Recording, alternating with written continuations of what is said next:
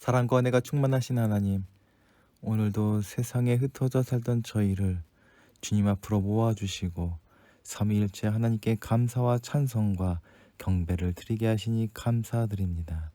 오늘도 혼란 중에 부르짖는 성도의 기도에 응답하여 주시고 갈급한 심령으로 사모하는 저희에게 주의 도를 가르치사 진리 안에서 행하게 하시옵소서. 이 시간 성령 하나님께서 우리와 함께하여 주시길 조용히 간구합시다.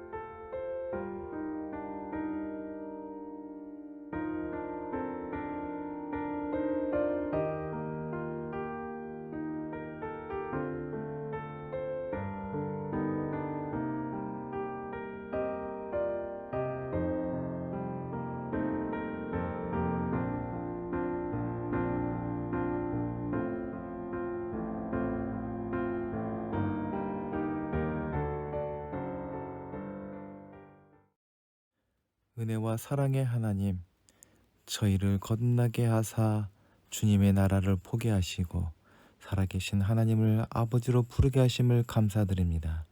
저희 안에 정한 마음을 창조하시고 성령으로 충만케 하사 하나님의 의를 이루는 복된 삶을 살아가게 하옵소서.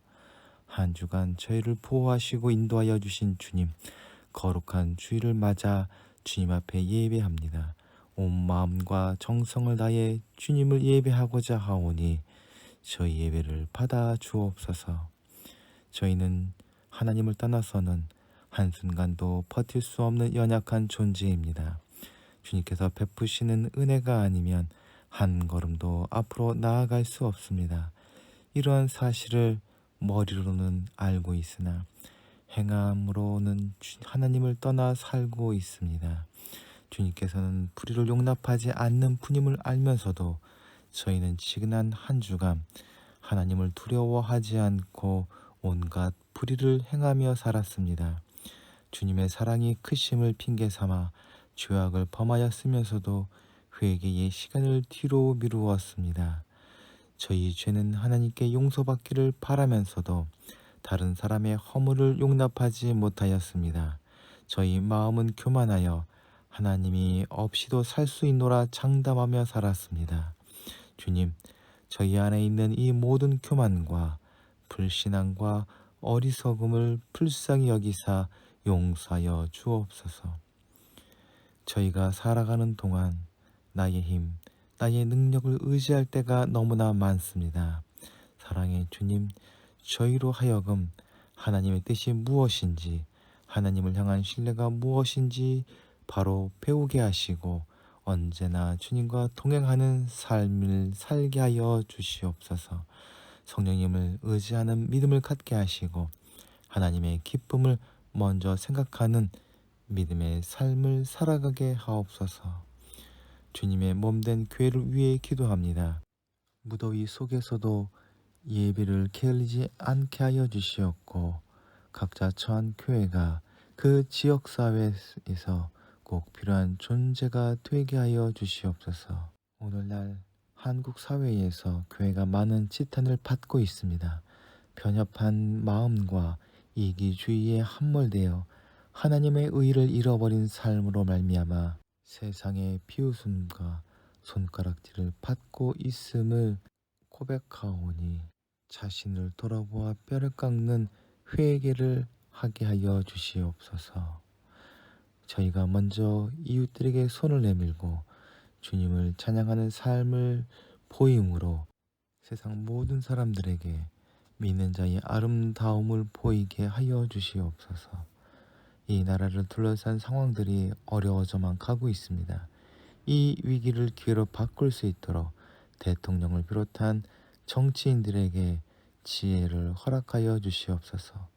불안해하는 국민들의 마음을 붙잡아 주시고 위로하여 주시어서 하나님께서 이 나라를 인도하고 계심을 깨닫게 하여 주시옵소서. 이 시간 예배로 주님 앞에 나온 예한 공동체 식구들을 기억하여 주시옵소서.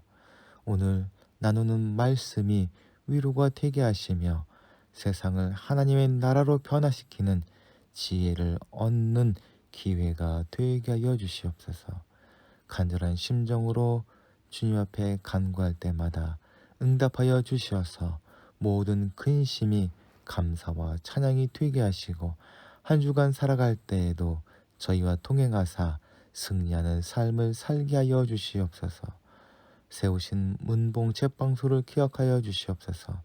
치솟았던 원재료 가격에 국제 시세가 꺾이게 하시니 감사온데에 국내에도 그 영향이 속히 임하게 하여 주시옵소서.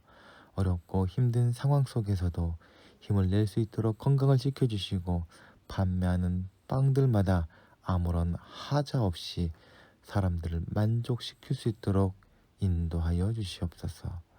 우리 구주 예수 그리스도의 이름으로 기도하옵나이다. 아멘.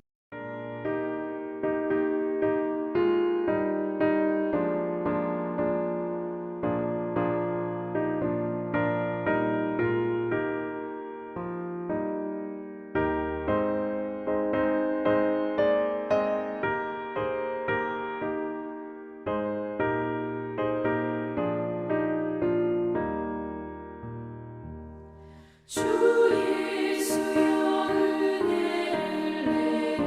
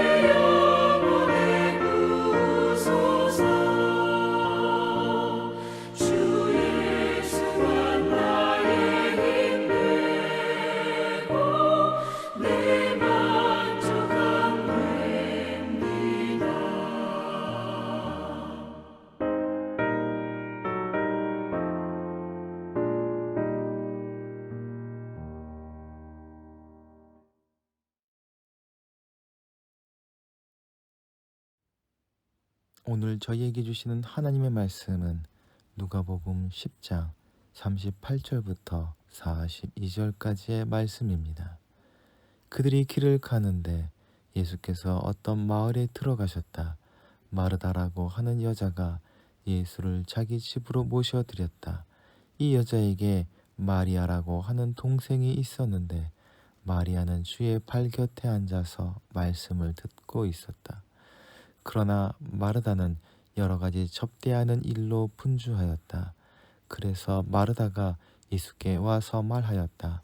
주님, 내 동생이 나 혼자 일하게 두는 것을 아무렇지 않게 생각하십니까?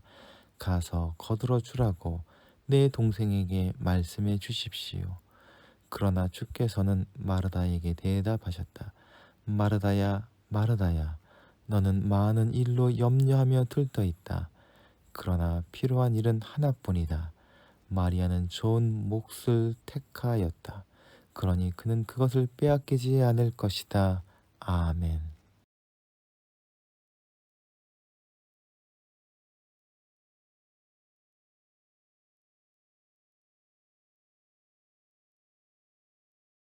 어제는 삼복 중에서 초복이었다고 합니다.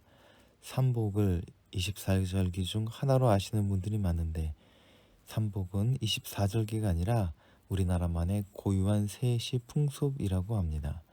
삼복은 음력 6월에서 7월 사이에 있습니다. 우리가 말하는 복날의 복자는 엎드릴 복, 굴복할 복입니다. 너무 더워 사람이 개처럼 엎드려 지낸다는 의미라고 합니다. 예부터 우리나라 사람들은 이 날들에 영양가 많고 뜨거운 음식을 먹어야지 더위를 잘 견딜 수 있다고 생각했습니다. 한국과 같이 더위와 추위가 뚜렷한 곳에서는 계절에 맞는 음식으로 건강의 균형을 맞췄던 것처럼 신앙에서도 이런 균형이 필요합니다. 오늘 말씀 속에서 신앙의 균형에 대해서 생각해 보도록 합시다. 오늘 본문은 마르다와 마리아의 이야기입니다.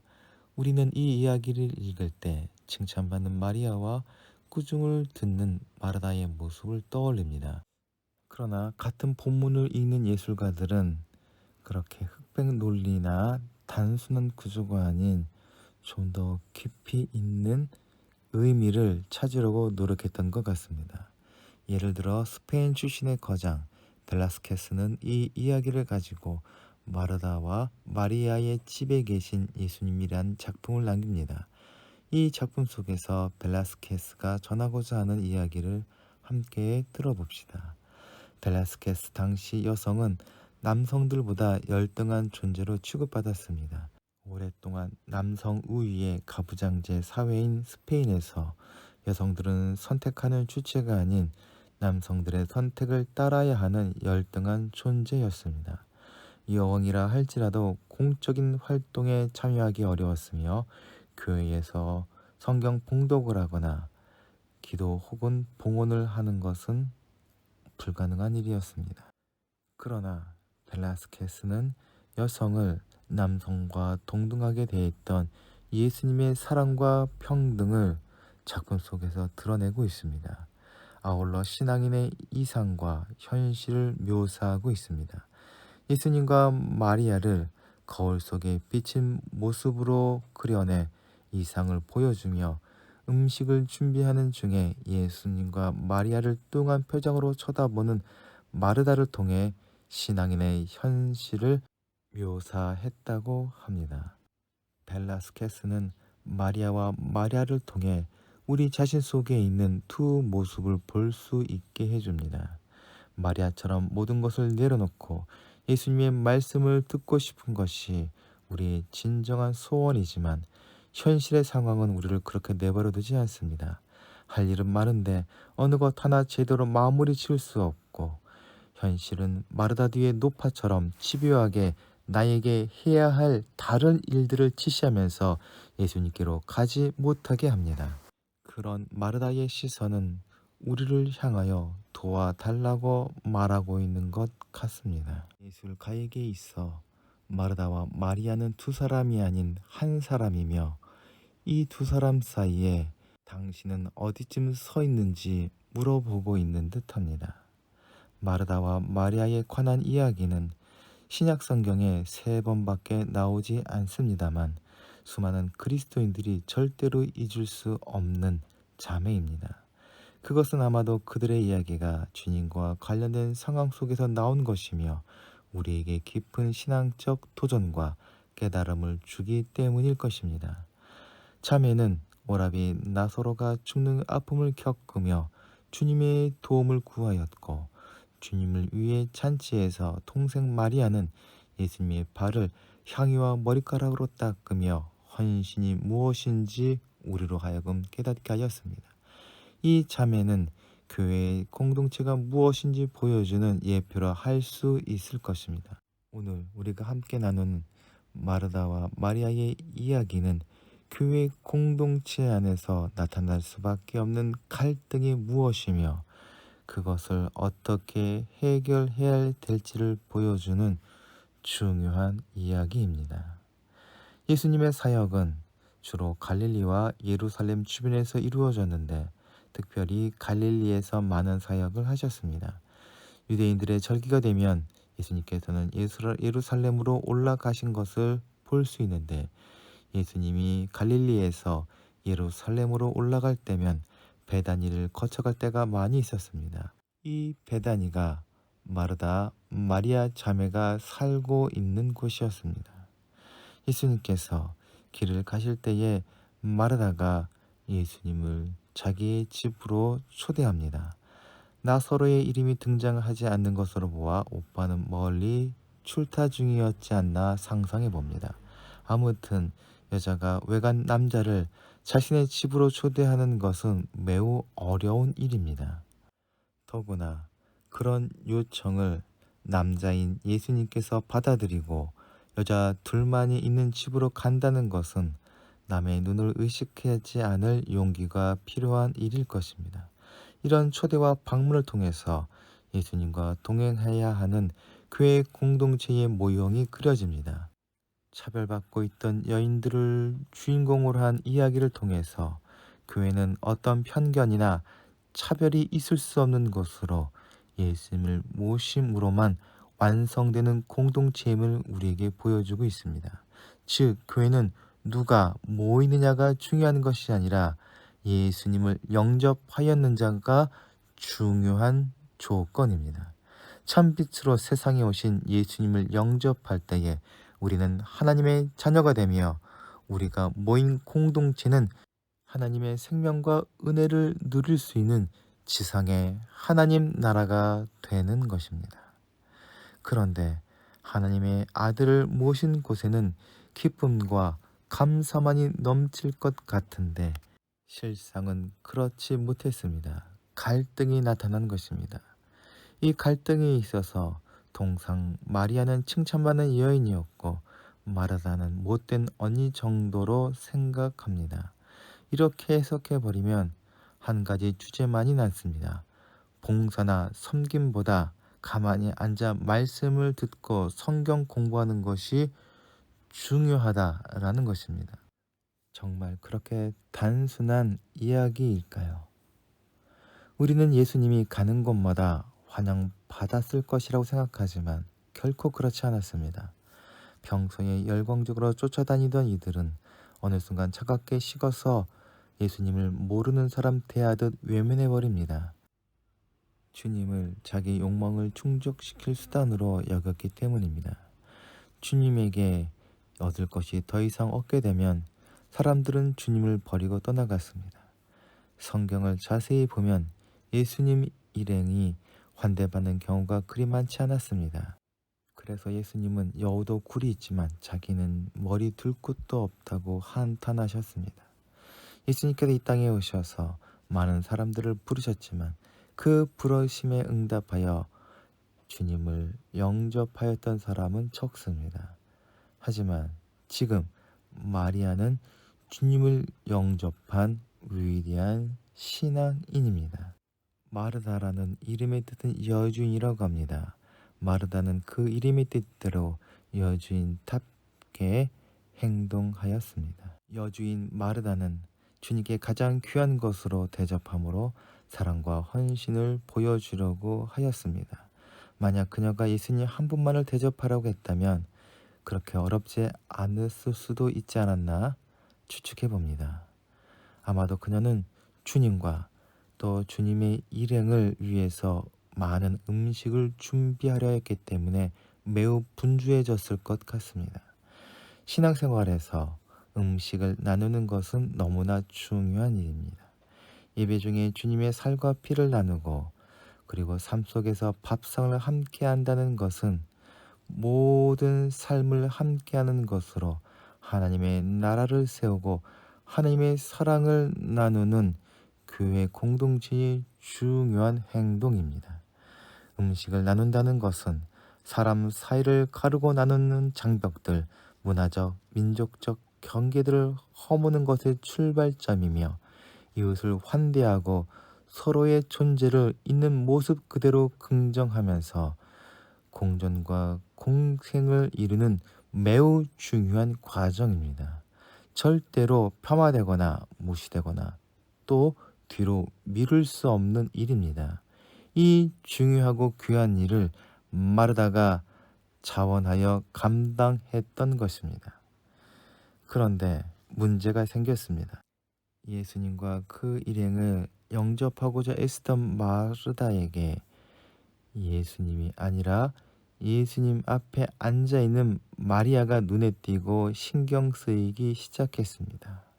그리고 그 마리아가 그 마음에 가득해져 버리자 마음은 감사에서 원망으로 뒤바뀌어 버리고 마음에 둔 원망은 마리아가 아니라 주님께로 향하여 폭발해 버렸습니다. 좋은 의도를 가지고 시작한 일이 어그러질 때가 많이 있습니다. 예수님 일행을 섬기려는 좋은 마음이 불화를 일으키고 분열을 야기할 수도 있는 것입니다. 누군가를 극진히 대접하는 일이 본말이 전도되어 자기의 의의를 드러내기 위한 수단으로 전락해 버리기도 합니다. 마음과 삶의 분주함은 나의 일생을 망가뜨리고 타인의 삶에도 상처를 줍니다. 정작 소중한 일을 잊어버리게 됩니다. 마르다는 그러한 실수를 범해 버리고 말았던 것입니다. 마르다에게 중요한 것은 예수님과 그 일행을 섬기는 일이었지만 어느새 마리아의 버르장머리를 kop치는 것이 가장 중요한 일이 되어버리고 말았던 것입니다. 마르다가 뜯어 고치려 한 마리아의 모습은 어떤 모습입니까? 주님의 발 앞에 앉아 주님의 말씀을 즐겁게 듣는 것을 뜯어 고치려 했던 것입니다. 주님을 사랑함에 있어서 마르다는 이 마리아보다 더 뜨거웠을 것입니다. 주님께서 도착하시기 전부터 그분을 시중 준비를 하였고 마르다는 주님께서 나사로를 되살리려고 오셨을 때도 가장 먼저 달려나가 그분을 맞이했던 여인이었습니다. 그렇기에 주님께서는 마르다의 착한 마음과 봉사하고 헌신하려는 태도를 아셨기에 마르다를 질책하지는 않으셨습니다. 마르다야, 마르다야 이렇게 이름을 불러주시며 그 마음을 위로해 주십니다. 그리고는 많은 일로 염려하지 말고 한 가지 일을 하는 것만으로 족하다고 마리아는 좋은 편을 택했다고 덧붙여 말씀하십니다. 여기서 오해가 없어야 할 것은 예수님은 지금 마르다가 하고 있는 일과 마리아의 행동에 우열을 가리고 계시는 것이 아니라는 것입니다. 예수님께서는 자신이 섬기는 종으로 오셨다고 말씀하셨고 초대교회에서는 섬김을 전문으로 하는 집사의 직을 그 어느 직분보다 먼저 세웠습니다. 마르다가 잘못한 것은 마리아도 자기와 같은 마음을 가지고 같은 선택을 해야 한다는 아집입니다. 교회 안에 모인 성도들은 주님을 사랑하는 하나의 마음으로 모였지만 그 생각과 판단과 특기는 전부 다를 수밖에 없습니다. 마르다는 그 다름을 인정할 수 없었던 것입니다. 즉 마르다에게 문제가 되는 것은 그의 마음이 많은 일로 염려하며 들떠 있다는 것입니다. 자신이 좋아하는 봉사와 섬기는 일을 주님만 바라보면서 즐겁게 하면 되었지만 다른 사람들이 자기가 하고 있는 일의 가치를 중요하게 여기지 않고 함께하지 않은 것에 마음이 언짢아지는 것은 잘못된 일입니다. 바울이 말한 바와 같이 교회 안의 지체는 여러 가지이며 그 다양한 지체의 우열은 절대로 가릴 수 없습니다. 땀 흘리며 일하고 있는 언니 마르다를 모른 척하고 예수님 앞에 앉아 이야기를 듣고 있는 마리아의 모습은 누가 봐도 얄미워 보일 수 있습니다. 말씀을 듣고 가르침을 받는 것은 매우 중요한 일이기도 하지만 주님이 마리아를 칭찬하는 이유는 더 깊은 곳에 있습니다. 마리아가 얄미운 마르다의 시각은 그녀만의 단순한 편견이었을까요? 마리아가 발치에 앉아 말씀을 듣고 있었다는 것은 충격적인 장면입니다. 유다의 사회에서 말씀을 듣는 것은 스승과 제자 사이의 관계를 가리키는 기본적 표현입니다. 더 나아가 랍비의 발 곁은 가장 신뢰받는 제자가 앉는 자리입니다. 그러므로 예수님의 발 곁에 앉아 말씀을 듣는 이 장면은 마리아가 예수님의 수제자임을 뜻하는 그림이 되어버립니다. 이는 매우 당혹스럽고 위험하며 비난받을 상황이 되기도 합니다. 또한 어떤 규율에 의하면 어떤 스승도 여자를 제자로 받아들여서는 안 된다고 했답니다. 여자를 제자로 받아들이면 랍비의 자격을 상실합니다. 그런데 이 엄격한 금기를 마리아가 깨고 있습니다. 어린 여자가 철없이 나대고 있는 모습을 과연 누가 좋게 볼까요? 마르다의 말은 혹시 제자를 비롯한 예수님의 일행들의 공통된 마음이었을지도 모르겠습니다. 그런데 마리아는 예수님의 발 곁에 앉아 그의 수제자가 되었습니다. 예수님께서는 좋은 곳을 선택했다라고 하셨지만 이것은 너무나 위험하고 고통스러운 그릇되고 낡은 통념에 대한 도전이요 편견과 구습과의 싸움입니다. 변화와 평화는 역설적으로 균열과 갈등을 통해서만 이루어집니다. 마리아가 그 예입니다. 그녀는 여자는 제자로 간주될 수 없다는 그릇되고 낡은 통념에 맞섰던 것입니다.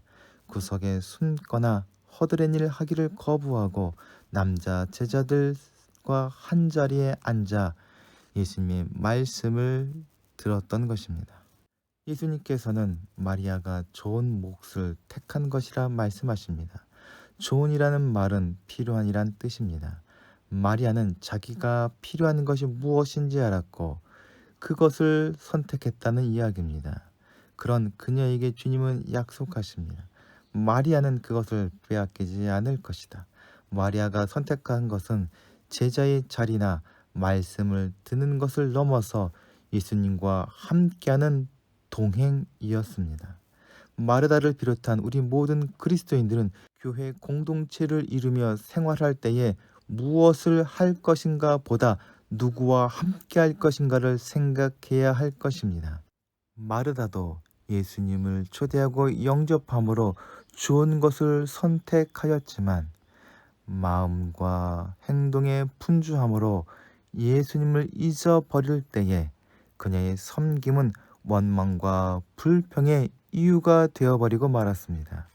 반면 마리아는 남자 제자들 사이에서 말씀을 듣는다는 어렵고 불편한 자리에서도 예수님을 향한 시선과 마음을 잃지 않으므로 그의 선택은 결국 너무나 좋은 선택이 되었던 것입니다. 지난주에 우리는 선한 사마리아인의 이야기를 나누었습니다. 우리가 실천해야 할 이웃을 향한 섬김과 사랑이 무엇일까 고민하였습니다. 그 섬김과 사랑이 빛이 바라지 않고 계속 아름답게 빛나기 위해서 무엇이 필요한지를 누가는 마르다와 마리아 자매를 통해서 우리에게 말해주고 있습니다. 하나님의 나라를 이루고 하늘의 생명으로 세상을 충만케 하는 일에 세움받은 교회 공동체의 구성원이 모두 같은 생각을 품고 같은 사명을 받아 같은 일을 하는 것은 불가능한 일입니다. 왜냐하면 교회의 덕을 세우기 위해서 각 사람을 다양한 사명과 다양한 은사로 더하시고 세워주셨기 때문입니다. 여기서 내가 받은 사명만이, 내게 주신 은사만이 중요하다는 생각으로 다른 사명과 은사를 깔보고 자신의 사명과 은사로 일치시켜야 한다고 생각하는 것은 참으로 어리석은 생각이며 교회 공동체 안에 분열을 일으키며 교회 공동체를 깨뜨리는 악한 모습입니다. 우리가 정말 잊지 말아야 하고 놓지 말아야 할 것은, 나의 사명을 이루는 동력은 내 자신의 지혜나 힘이 아니라 예수 그리스도라는 점입니다. 완악한 인간의 힘으로 어떻게 이웃을 섬길 수 있겠습니까? 하나님의 무한하신 사랑과 은총, 그 하늘의 능력을 힘입을 때에만이 우리는 각자에게 주신 사명을 감당하고 이웃을 사랑하고 섬길 수 있습니다. 여기에 우리가 주님을 마음에 품고 주님만을 바라보며 주님과 동행하여야 하는 이유가 있습니다. 고요하게 주님의 말씀을 사모하러 주님의 지혜와 은사를 받아 누림으로 주님께서 각자에게 맡겨주신 사명을 감당하여 세상을 생명으로 충만케 하는 예한 공동체의 식구들이 되시길 소망합니다. 함께 기도하시겠습니다. 사랑과 은혜가 충만하신 하나님, 세상의 분주함에 떠밀려 예수님을 잊어버린 채 인간의 지혜와 능력으로 신앙생활을 하고 있는 저희를 긍휼히 여겨 주옵소서. 저희에게 하늘의 지혜를 깨닫게 하시고 하늘의 능력을 힘입게 하시어 저희로 세상을 향한 은혜의 통로가 되어 사랑과 생명을 흘려보내게 하여 주시옵소서. 우리 구주 예수 그리스도의 이름으로 기도하옵나이다. 아멘. 함께 공동체의 고백을 하시겠습니다. 하나, 우리는 문제가 있습니다. 둘, 문제에는 끔찍한 대가가 있습니다. 셋, 하나님은 해결책을 가지고 계십니다. 넷, 그 해결책은 믿음으로 누립니다. 지금은 죄와 죽음에서 우리를 구원하시는 예수 그리스도의 은혜와 하늘과 땅을 지으시고 지금도 통치하시는 하나님의 무한하신 사랑과 성령님의 감화 감동하심과 교통하심이 이 시간 머리 숙인 이한 공동체 식구들과 그 가정과 생업 위에 이제부터 영원토록 함께하여 주시길 간절히 축원하옵나이다. 아멘.